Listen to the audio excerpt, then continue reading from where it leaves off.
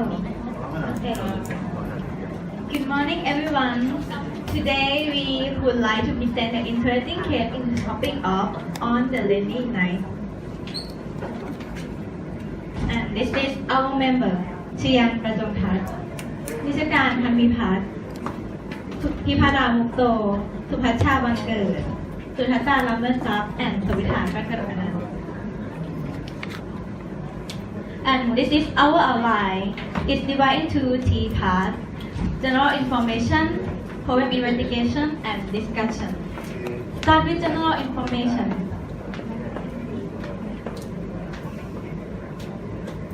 Our patient name is Tudan. She is female, crossbreed. Female crossbreed ball goat, or scientific name Kappa or Gagas hercus. She is 1 year and 7 months old. The body weight 40 kg. T of 5 body condition score, and this is her first parity. For the farm information, this farm located on Ladya, Kanchanaburi. The farmer feed the goat by giving napier grass 2 kg per meal and soybean husk 1 kg per meal. For the pen area, stock density was high. The temperature was 33.5 degrees Celsius. Humidity was 72%, and this can cause the moderate state. For the deworming program, the farmer deworm by giving ivermectin or albendazole every month. Must indicate to them water deworming because she was pregnant. And vaccination program is FMD 2 times per year. And for timeline, start on 17 September, the day of the dam parturition. On this day, she had the sign of dystocia, so the farmer had to do the parturition assistance. But her kid was not alive anymore, and she didn't have retained placenta. On 20 September, the farmer found vaginal discharge, so he decided to inject pendastep long-acting 1.5 ml intramuscular route start on this day. And on 23rd September, the day that we went to the farm, we found coughing and nasal discharge, and for standing with soft feces, and no vaginal discharge. So we suspect that the vaginal discharge that the farmer told us is the lochia. Physical examination. We do the physical examination and we found the dam look by alert response. Heart rate and pulse rate were 74 beats per minute with storm pulse quality. Respiratory rate was 42 beats per minute, and we found increased lung sound at the both side cranial ventral lobe. Lumen contraction rate was 2 times per 2 minutes. Rectal temp was 102.8 degrees Fahrenheit. And we found pink mucous membrane or the formation score was 2. The capillary refilling time less than 2 seconds and normal hydration status. For the chief complaint, the farmer said that they found coughing and nasal discharge and standing with soft feces. From the history taking and physical examination, we do the initial assessment. Start with the first problem, coughing. It's about the cardiovascular system or respiratory system. The location are heart or lower respiratory tract, and the possible reason are inflammatory or infectious disease such as viral infection, bacterial infection. And nasal discharge is about the respiratory system. The location are upper respiratory tract or lower respiratory tract, and the possible reason are inflammatory or infectious disease such as viral infection, bacterial infection, non-infectious disease such as foreign body. And the last problem, standing with soft feces. The location are small bowel or large bowel. The system is gastrointestinal system, and the possible reason are parasite infestation, protozoa infestation, diet-related, other infections such as viral infection, bacterial infection.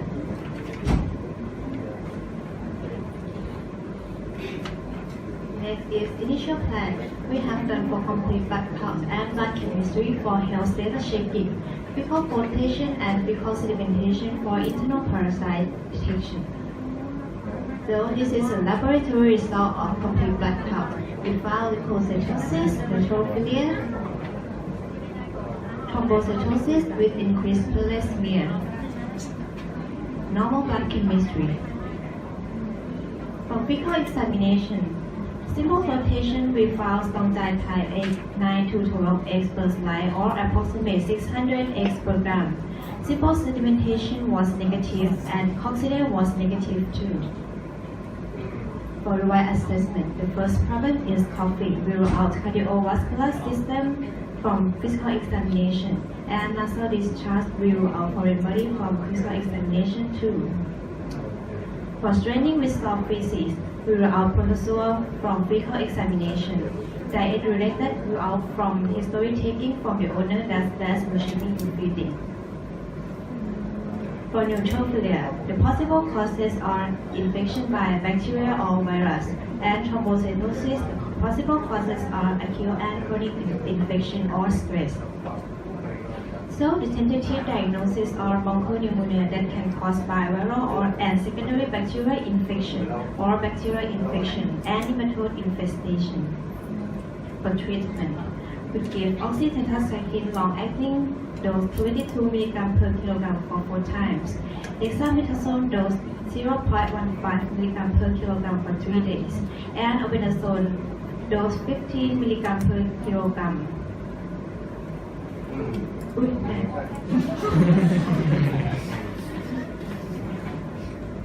For further plans, we would like to do bronchoalveolar lavage for bacterial culture and drug sensitivity tests. Fecal examination by rechecking 1 to 2 weeks after deworming for checking efficacy of antiparasite that we did before, and radiography for define definitive area of lesion, and ELISA or PCR for viral detection. Next part is the discussion. So from the medication history, the owner decided to give the antibiotic, which is the pendistep long-acting, because the owner found a vaginal discharge from the goat. So the volume of the pendistep that the owner gave is 1.5 milliliters. As we calculated, the doses is for 7,500 IU per kilogram, which is lower dose than the recommended doses, which should be 20,000 IU per kilogram. So we recommend the owner to consult a veterinarian before giving any antibiotic dose. And to giving the pendistep long-acting, we need to up the dose into the 20,000 IU per kilogram, and the volume will change into 4 milliliters in this case. Next, we're going to focus on the management. To promote the health status of the goat population, the owner needs to concern 3 factors: animals, pathogens, and the environment. Let's start with the animals. The animal needs to receive the complete vaccinations and have the routine deworming.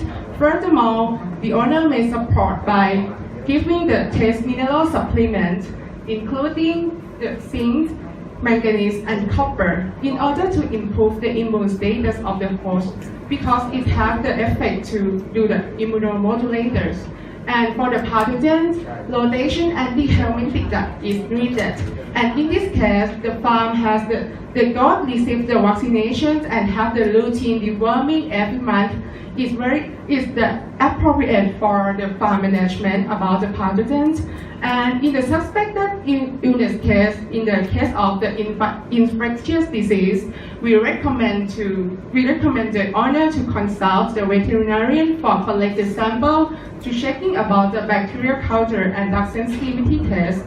For the environment, there are many factors that the owner needs to concern. First of all, is about the stocking densities. Stocking density could be the problems when it's high, and we will talk about this topic later. For the sanitations, the clean area could reduce the source of the infections.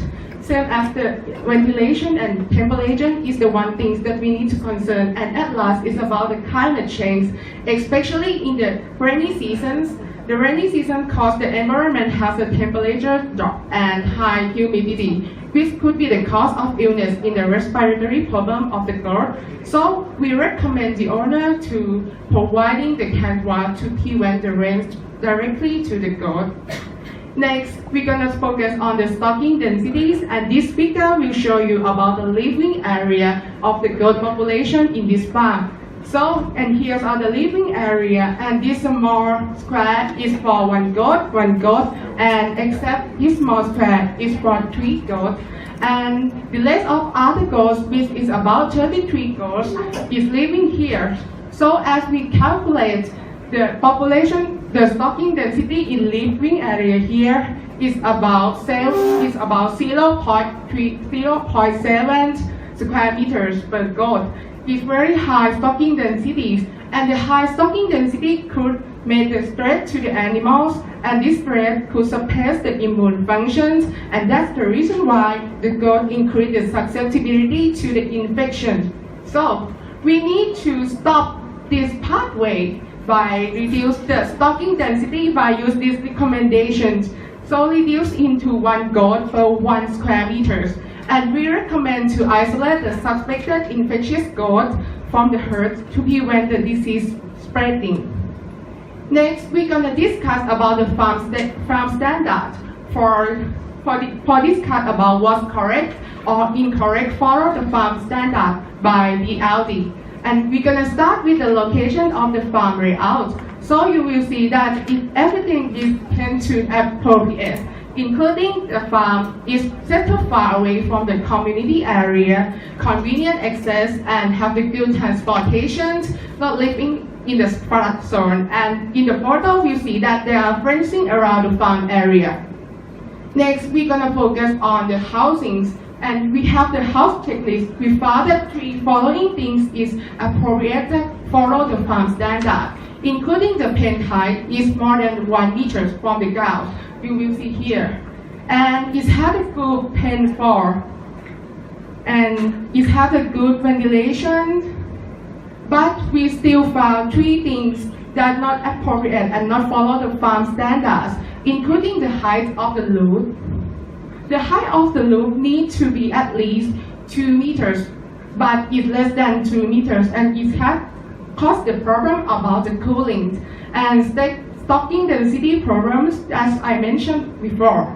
At last is about the carrier animals, especially the location in this farm is near to the cattle farm, so they have some interspecies disease could transfer together.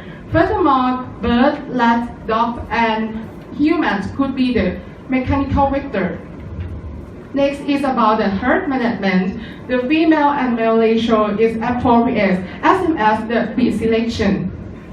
So in this case, the problem list we have intrusive system, including gastrointestinal system, and the result found the simple flotation without strong type A. So select the antihelmintic drug is the suitable option to treatment. But we didn't know about the exact cause of the respiratory problems.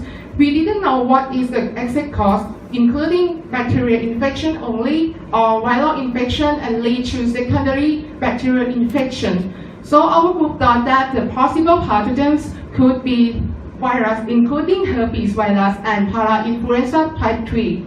Furthermore, for the bacteria, it could be Pasteurella multocida, Mannheimia hemolytica, Staphylococcus species, and Mycoplasma ovi pneumoniae. And if you focus on 3 foreign pathogens, you will see in this table we show about the bacterial flora, which usually found in the respiratory tract of the goat. So you will see in 3 followings that I focus on in the last slide, it is the member of the bacterial flora.